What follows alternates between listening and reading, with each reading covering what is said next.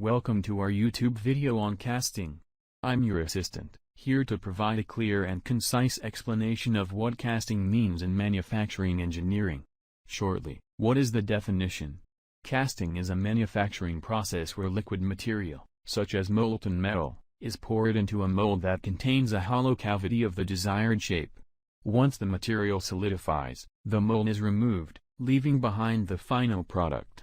Think of casting like making ice cubes. You pour water into a mold, let it solidify, and then take out the exact shape you wanted.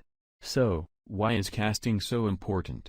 Because it allows the creation of complex shapes, is cost-effective for mass production, supports a wide variety of materials, and has been a foundation of manufacturing for thousands of years.